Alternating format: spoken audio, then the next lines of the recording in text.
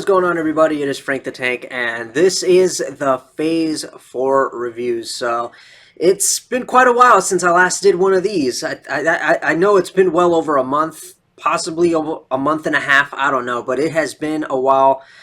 Feels kind of weird to do this again, but nonetheless, here we are. And I was kind of a little concerned because, League has been taken over, and, I was thinking that I probably would never have time to do any of these again. But, now that I know how League is and what I have to work with, I can kind of squeeze ball review in every now and then. Yeah, here we are. And I guess now I will tell you the Phase 4. If you are thinking about getting one of these, I will tell you right now, when you get yours and you open up that box, you are going to get an overwhelming smell of root beer, and that is because that is the fragrance that they went with for this ball. But the smell is just really, really strong, and I've seen other videos, and that is something that a lot of people point out, that the root beer fragrance that they put on this ball is really strong. Now, for me personally, this doesn't really matter much, but yeah, for me personally, I'm not a fan of it because root beer is one of the sodas that I put at the bottom of my list. One of the main reasons being that root beer just doesn't sit well with me. I don't know what it is. I don't know. I don't want to call it an allergic reaction or anything like that. Maybe that's what it is. But yeah, when I try root beer, I get like a headache. It doesn't sit well in my stomach. I guess, yeah, root beer plus Frank the Tank equals... I'm more of a Mountain Dew kind of guy, but that doesn't really, again, that doesn't really matter because, that does nothing for the reaction of the ball. Obviously, the real question is, how does this ball roll? Well, the Phase 4 comes with the R2S Pearl Reactive cover, the same Pearl cover that they put on the High Road Pearl. And this in a way, kind of completes the circle with the Phase because with the very first Phase, they had the AX16 Pearl Reactive cover, and that ended up being kind of a flop. Some people liked it, but it didn't last long on the market. And then, of course, the Phase 2, one of the best balls on the market and is still with us to this very day. That kind of tells you that because usually a ball is only on the market for maybe about half a year, maybe a year at most, and then it's gone.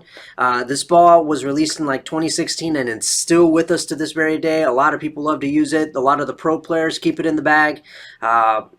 It's just one of the best balls. And then, of course, the Phase 3, they finally tried their hand at putting a hybrid cover. And then, of course, to complete the circle, they decided to try again. And they put another Pearl cover on the Phase. This time they put R2S. And for a lot of people, I believe that is like a really great combination. It's something that a lot of people have been waiting for.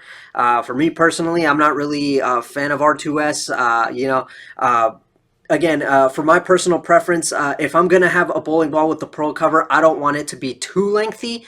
And that's what this ball does. Again, if even before the ball was released and we started hearing about what was on the bowling ball, it was very easy to put two and two together. You have the Phase with the velocity core, and then you have it with the R2S cover. You instantly know that you're going to get that typical Phase kind of shape, but this time because of the R2S cover, it's going to have a lot more length to it, and because it's a Pearl cover, naturally Pearl covers bounce a lot more on the back end, and that's exactly what this bowling ball had. You can definitely see that when I was throwing it out there. It had that Phase shape to it, it had length, and it had a bit of a kick to it added with that typical Phase shape. So yeah, this ball, it can definitely do it all. You can play every part of the lane with it. You can definitely use it for much later in the game because obviously now that it has R2S on it, it has length. You can definitely use it for when the lanes start to dry up because it has that length. And you could hook the entire lane with it and you can count on it to get around the corner and back to the pocket as proven here. Still, personally for me, I still think that the Phase 2 reigns supreme above all of them. That ball is a great example of versatility.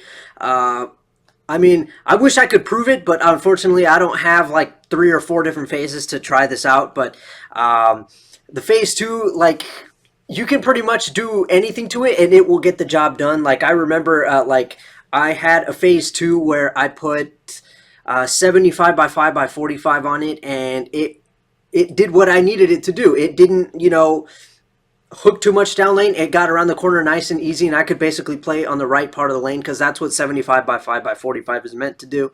It's meant to really not make the ball flare crazy down lane. It's, meant to play the right part of the lane.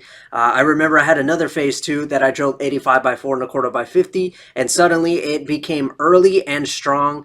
Now I have one with the same layout that I put on my Flux, which I believe is, let me take a look here, it's 75 by 3 3/4 by 35, and it's doing it. So yeah, that I believe because of that, the phase 2 still reigns supreme. But you know what, it's great that they gave us another option. This time this one will have length, something that the phase 2 technically doesn't have because it's a solid cover. But still, you can alter the surface or something like that, or put a layout on it that won't make it so crazy down lane.